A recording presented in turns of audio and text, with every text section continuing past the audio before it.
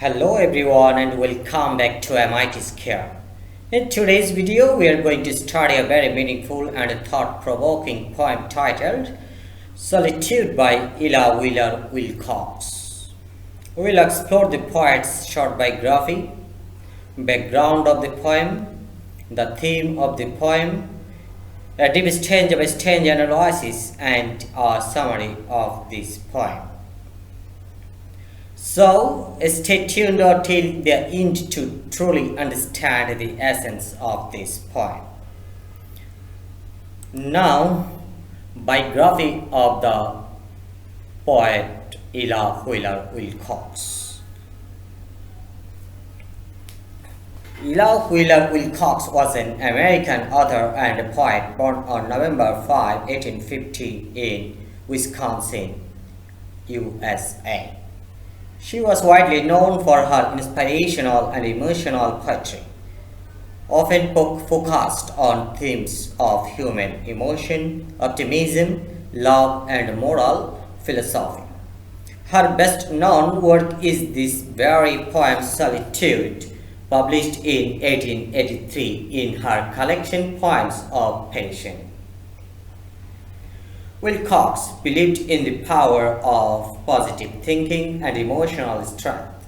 She passed away in 1919, but her words still inspire millions around the world. Background of this poem. The inspiration for Solitude came from a real-life incident.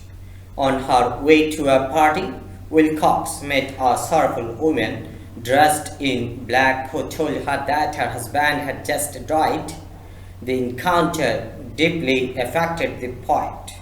At the party, she realized how joy attracts company but sorrow isolates. That night, she wrote this poem, beginning with the immortal line, "Love and the world laughs with you. Weep and you weep alone." The poem was first published in 1883 in her collection Poems of Passion, and it quickly became one of her most celebrated works. Theme of this poem. The main theme of solitude is the loneliness of human suffering and the selfish nature of society. The poet shows that people are eager to share in your happiness, but to really stand by you in times of sorrow. It highlights the truth that joy attracts company, but sorrow isolates you. It also reflects on life's reality that pleasure is shared, but pain must be endured alone.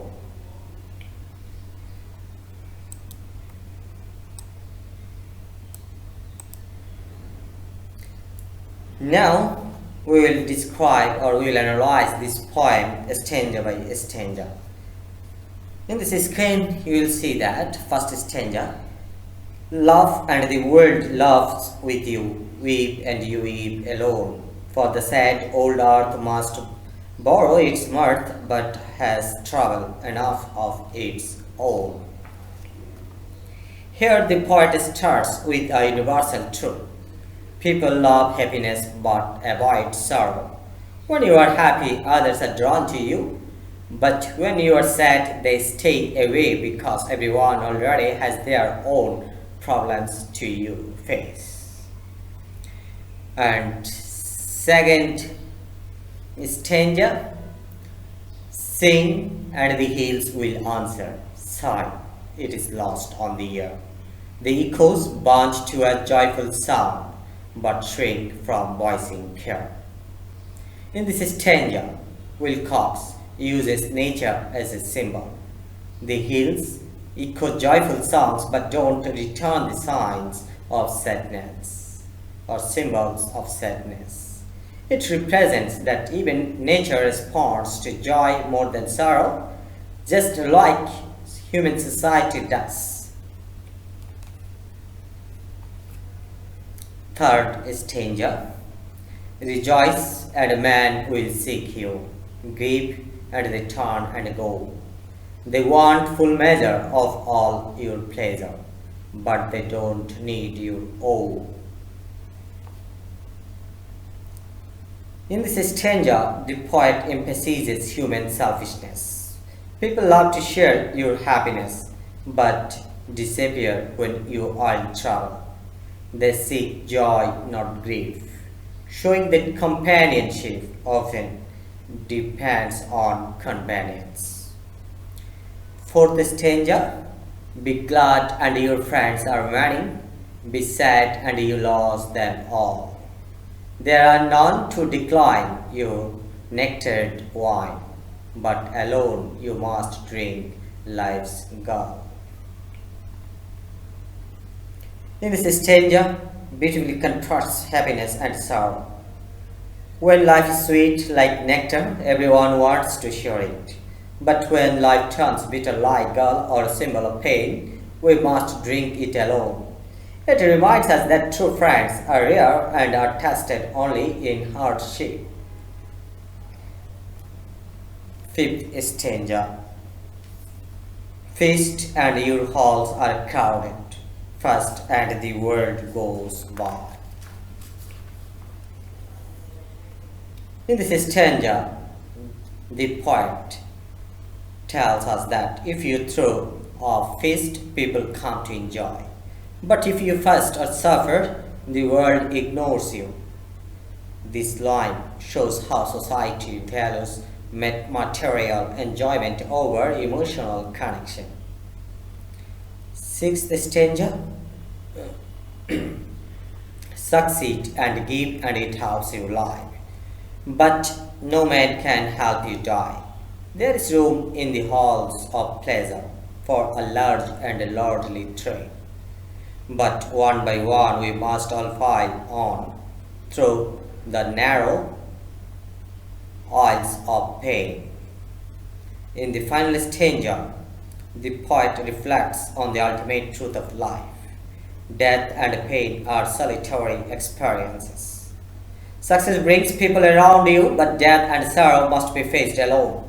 The large and lordly train represents the crowd of happy people, while the narrow aisles of pain symbolize the lonely path of suffering and death that every human must walk individually.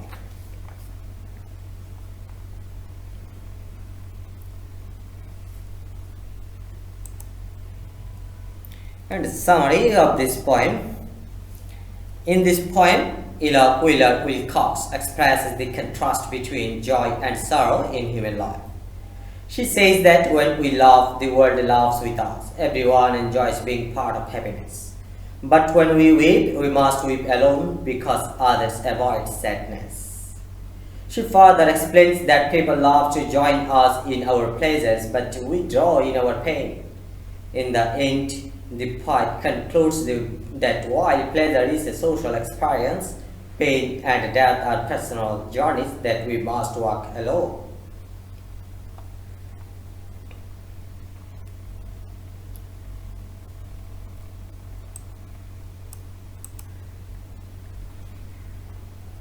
In conclusion, the poet Ella Wilcox's Solitude is a timeless poem that reveals the harsh reality of human nature, that people are drawn to joy but shy away from grief. It teaches us to be strong and self-reliant in sorrow, and to understand that pain is a personal journey that we must travel alone. Her message remains deeply relevant even today. True strength lies in facing life's loneliness with courage and dignity.